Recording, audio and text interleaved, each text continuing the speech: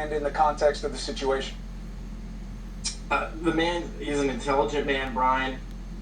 He was easy to talk to. He was aware of the situation. Really, it was a great conversation that we had given the circumstances of everything involved. You say that he told you he was shocked that he was arrested. How so and why? I believe he was shocked by the moment that the police broke his door down, had guns in his face. He was unaware that that was going to happen, and he was really shocked by the arrest. He wasn't expecting it, obviously. To be clear, you drafted a statement with and for your then client, the accused, in which he said, "I will be exonerated." Those were not your words, but do you agree with his assessment? I agree. That's what he had said to me, that he believed that he would be exonerated, which I believe implicitly that he was innocent of the crimes. Now that is we're both lawyers, you're just a better one. I don't know about that. I do. Your zealous representation responsibility is to do everything you can to advance his cause under law. That's zealous representation. You do not have to say you believe he is innocent. You can say he's not guilty of the charges, they can't make the case, I think that they're speaking out of school, I don't think they have what they think. There's a whole range of qualifying statements. But innocent is something else. Innocent is that you believe he did not do this. Do I have it accurate? Well, I don't want to put those words in my mouth. He said he was eager to be exonerated, which I believed him to mean that he believed he was innocent. I wasn't judging the case at that point in time. I didn't have the affidavit of probable cause. I knew none of the facts, and I didn't ask Brian about any of the facts or circumstances surrounding the case either. Okay, that is very...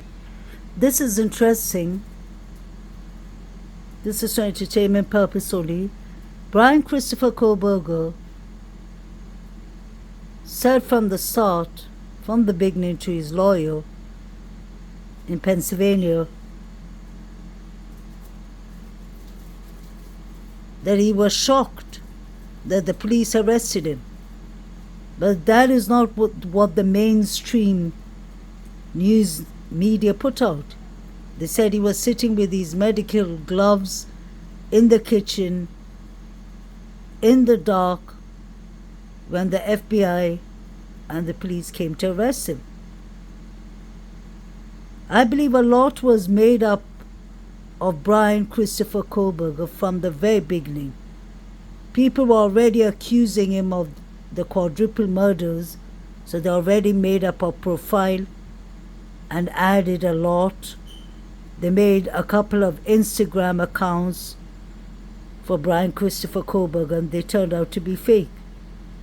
But I would assume that his defense attorney would know everything from the beginning.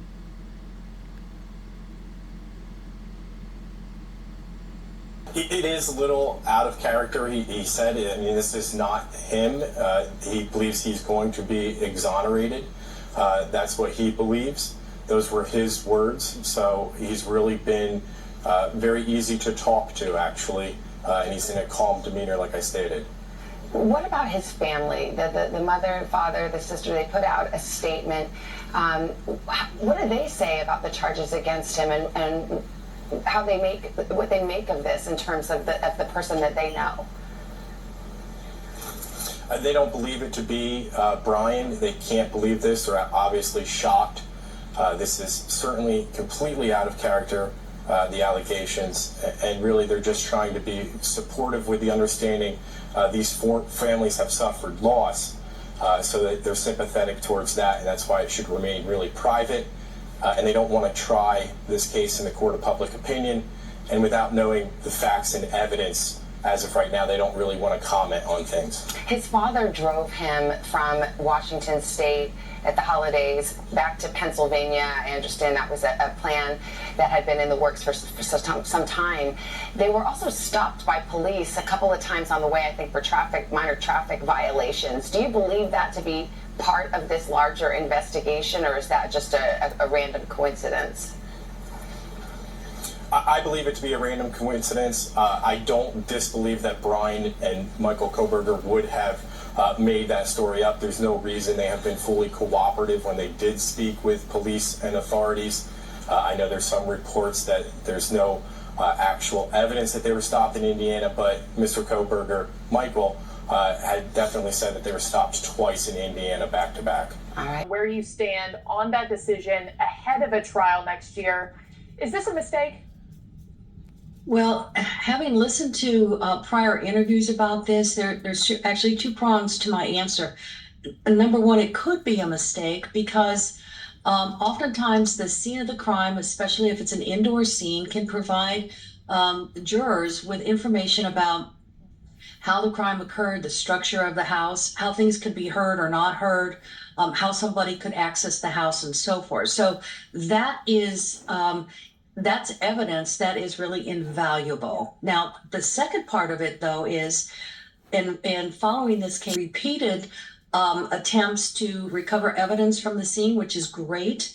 And so now there's a question about whether or not this home is structurally sound, which means that even if it did stand until next summer, the jury may not be allowed to enter it. So there's two sides to it. If the house is structurally sound, it could be beneficial to both sides. If it is not structurally sound and there is no way that the judge would allow a jury to enter the house, then the argument no longer exists. But in other cases, we know that juries have gone in and they've been their eyes have been opened about, oh my gosh, okay, I've got a new view of what happened here. I know school officials have come forward and said the house on the inside has been so meticulously combed through and changed that a jury wouldn't be, according to the school, allowed to come in next year when a trial takes place. The university obviously delayed the demolition of this house multiple times, but once BRYAN Kohberger really waived his right to a speedy trial, it seems like the house standing was delaying the community's healing process. Now, it can be argued whether or not the house should be standing for legal trial purposes, but is the university more obligated to its current student population, its staff who has to pass this home every single day? Do you think the school made the right choice for the school? Well, the school is in a position to really be very, very sensitive to the community and to their students. So that is a really big issue. And it sounds like they've also spoken to the prosecutor's office and probably to the defense to say, is this a possibility that you're going to request this once the trial starts? And if they've been told it's absolutely off the table, then that makes their decision pretty much obvious. So I think they're trying to do trying to make the right decision. They're trying to be sensitive to all sides. And it does sound to me like they are trying to get the best legal opinion. So after all is said and done, it is a heck of a decision for them to have to make. Yeah. And Mary Ellen, I keep thinking, I keep putting myself in the shoes of these jury members, whoever they might be next year, not being able to see the home, walk through it. From your perspective, how might the removal of the physical site of the crime scene impact psychological decision-making for these jury members when they're sitting there, be it next summer or whenever this might take place, and then not being able to see it for themselves when they're hearing this evidence laid out in front of them? Well, it's possible that, after the trial is over, you may have some jurors who are interviewed by your network that may say, hey, I was frustrated that the house was destroyed and we couldn't go in and take a look for ourselves. So evidence will be presented at this case, which is probably the best in technology that we have right now, which is 3D technology.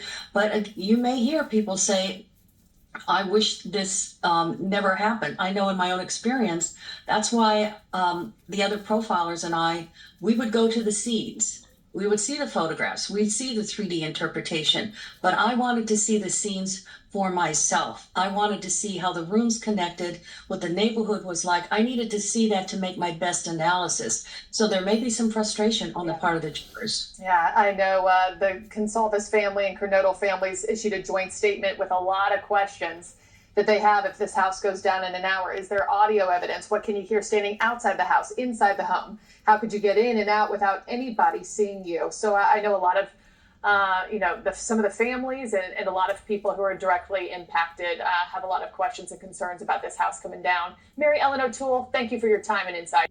The house should not have been demolished. A lot of evidence is gone.